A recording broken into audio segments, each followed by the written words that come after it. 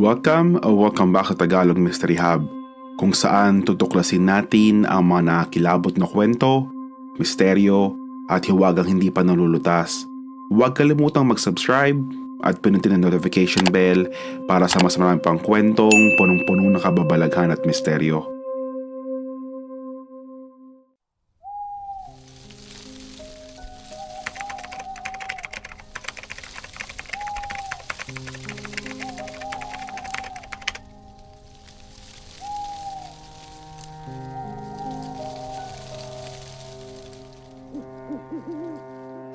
Sa Timog, California, may isang kagubatan na tila may sariling mundo. Isang lugar na puno ng kagandahan, ngunit may misteryosong hangin na bumabalot dito. Ang San Bernardino National Forest ay isang malawak na kagubatan. Sumasaklaw ito sa mahigit 800,000 hektarya, kung saan makikita ang marataas sa puno ng pine, oak at cedar. Sa umaga, maririnig mo ang huni ng mga ibon at ang banayad na pag-agos ng mga ilog. Ngunit sa dapit hapon, unti-unting bumababa ang makapal na hamog at ang katahimikan ay tila bumibigat na parang may bumubulong mula sa lilim ng mga puno. Ang lugar ay puno ng malalalim na bangin, lihim na kuweba at mga makikita na daan ang bihirang taki ng tao. Ang ilan sa mga bahaging ito ay hindi pa lubusan na pag-aaralan at maraming kwento ng mga nawalang hikers at misteryosong pangyayari ang bumabalot sa kagubatan. May mga nagsasabing naramdaman nilang may nakatingin sa kanila mula sa kakahuyan, habang iba naman ay nakarinig ng mga mahiwagang tunog, mga bulong na tila tinatawag sila palayo sa kanilang landas. Dito mismo, sa gitna ng kagubatang ito, nagsimulang isang misteryong hindi pa rin nalulutas hanggang ngayon. Isang batang lalaki, 5 taong gulang, ang biglang naglaho na parang bula.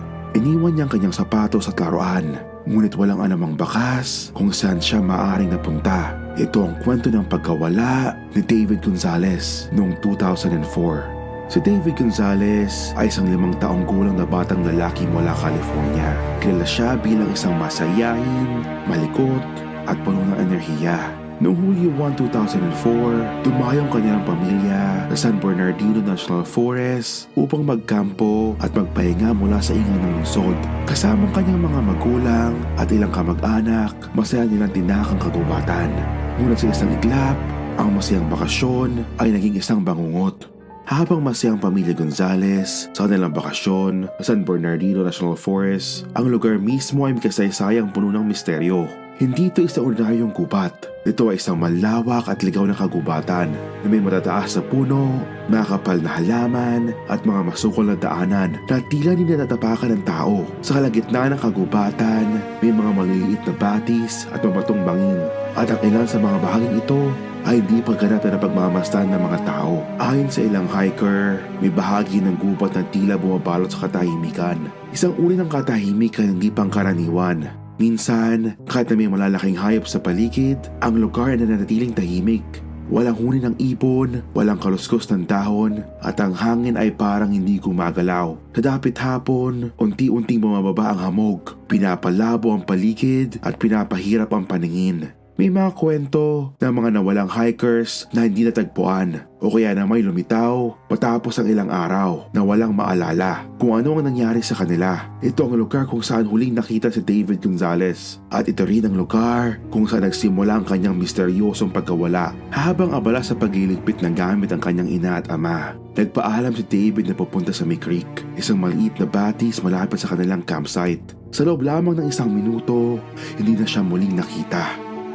Ang kanyang mga magulang ay agad na naghanap sa paligid. Tinatawag ang kanyang pangalan, ngunit tanging paggaspas ng mga dahon at ang malamig na simoy ng hangin ang kanilang narinig.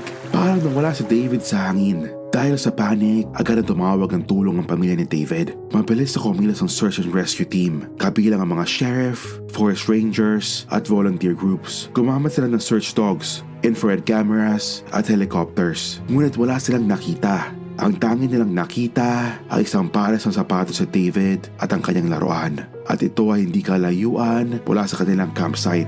Dahil dito, maraming teoryang lumitaw. Matapos ang ilang linggo ng paghahanap, tuluyang isinara ang kaso ni David Gonzalez bilang isang unsolved disappearance. Hanggang ngayon, hindi pa rin nakikita ang kanyang katawan. o anumang konkretong ebidensya ng kanyang kinahinatnan. Ngunit ang kanyang pagkawala ay patuloy na bumabagabag sa isipan ng marami. Napakaraming misteryong bumabalot sa ating mundo. Ang kaso ng pagkawala ni David Gonzales ay isa lamang sa mga kwentong patuloy na nag-iwan ng maraming tanong sa ating isipan. Ngunit paano kung ikaw nasa ganong sitwasyon? Iiwan mo ba ng kahit isang saglit ang inyong anak sa gitna ng isang malawak na kagubatan? O posible kayang may mga hindi maipaliwanag na pwersang nagmamasid sa atin mula sa dalim? Isa sa pangunahing teorya ay napadpad lamang si David at naligaw sa makapal na kakawayan. Ngunit bakit hindi siya natagpuan sa loob ng ilang araw?